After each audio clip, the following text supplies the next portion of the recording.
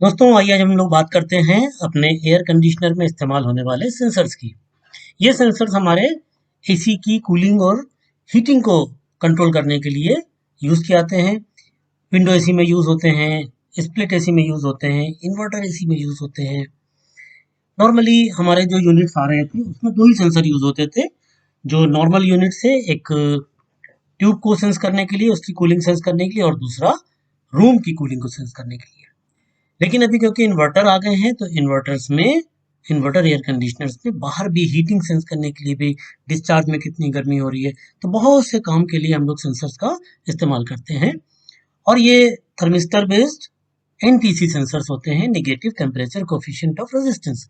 बहुत सिंपल सी भाषा में अगर कहें, गर्म किया जाता है तो इनका रेजिस्टेंस कम होता है, ठंडा किया जाता है तो इनका रेजिस्टेंस बढ़ जाता है।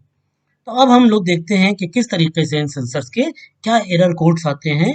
एक विंडो एसी में हम लोग चेक करेंगे कि सेंसर किस तरीके से बिहेव कर रहा है और क्या उसकी प्रॉपर सही टेस्टिंग क्या है। तो 10, 15 और 50 किलो ओम के सेंसर्स हो सकते हैं। नॉर्मली 50 किलो ओम्स के जो सेंसर्स हैं वो आउटडोर यूनिट में इन्वर्टर में यूज होते हैं।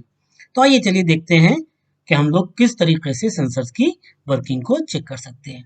हम इसका रेजिस्टेंस चेक करके देखेंगे, सेंसर्स में प्रॉब्लम क्या हो सकती है। ये शॉर्ट हो सकते हैं, ओपन हो सकते हैं, इनका रेजिस्टेंस जो है वो वेरी कर सकता है। लेकिन अभी जितने भी यूनिट्स आ रहे हैं सब में सेंसर अगर खराब होता है तो आपको डिस्प्ले के ऊपर कुछ एरर कोड्स दिखाई देंगे। तो हम लोग यहाँ पे इसका रेजिस्टेंस और वोल्टेज का वेरिएशन देखेंगे कि सेंसर में गर्मी और ठंडक से क्या वेरिएशन आता है। हमारे पास एक प्रॉपर मल्टीमीटर होना चाहिए। प्रॉपर इसलिए कह रहे हैं क्योंकि अभी जो मल्टीमीटर्स हैं उनकी रिक्वायरमेंट बढ़ती जा रही है। हमको जो मल्टीमीटर्स यूज करना है उसमें हमारा फ्रीक्वेंसी देखने का भी ऑप्शन हो। अच्छा है कि हम टेम्परेचर भी देख सकें, हमारा वोल्टेज की टेस्टिंग हो, रेजिस्टेंस की टेस्टिंग हो। तो अच्छी क्वालिटी के सेंसर अगर आप मल्टीमीटर्स रखेंगे तो आपको उसका बेनिफिट मिलेगा। यहाँ पे एक ये यूनिट है, हमारा विंडो एसी है। चलिए इसको देखते हैं कि इसमें अगर सेंसर्स में प्रॉब्लम होती है तो क्या इफेक्ट्स आते हैं। यहाँ पे डिस्प्ले में एक एरर आ रहा है, ई आर। ये ई आर एरर जो है वो बेसिकली जब कभी हमारा सेंसर डिफेक्टिव होता है या मे बी पीसीबी की खराबी से भी ये एरर आपका यहाँ पे डिस्प्ले कर सकता है। इसके लिए हम लोग सिंपल एक मल्टीमीटर को यूज करेंगे और इसका रेजिस्टेंस चेक करेंगे कि इसके रेजिस्टेंस में क्या फर्क आ रहा है। तो सेंसर हमने बाहर निकाला, बाहर निकालने के बाद इसका हमने रेजिस्टेंस चेक किया। किलो ओम में ही रेजिस्टेंस आपको ये बताने वाला है। हम यहाँ पे इसको टेम्परेचर को चेंज करके इसकी रीडिंग का वेरिएशन देखेंगे कि रीडिंग में क्या वेरिएशन आता है।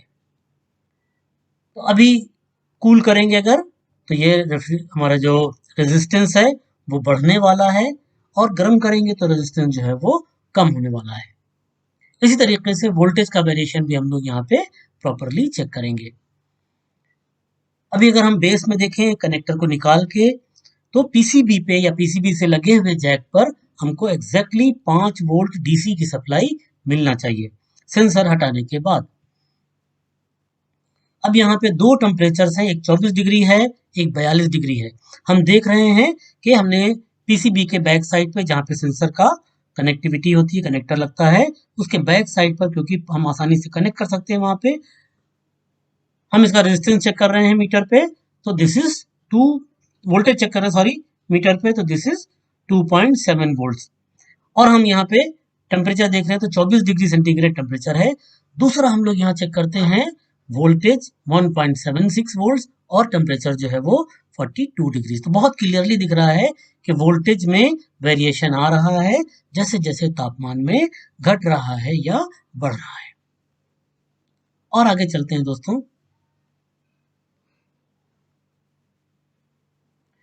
यहाँ पे हम लोग एक वीडियो में देखते हैं कि किस तरीके से इसको आसानी से चेक किया जा सकता है।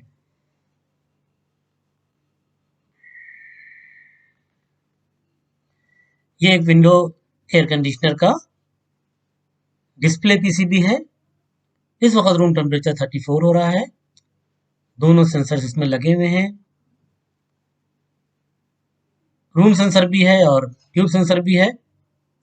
रूम सेंसर को हमने डिस्कनेक्ट किया है। जब रूम सेंसर को डिस्कनेक्ट कर रहे हैं तो ER का डिस्प्ले यहाँ पे आना शुरू हो गया।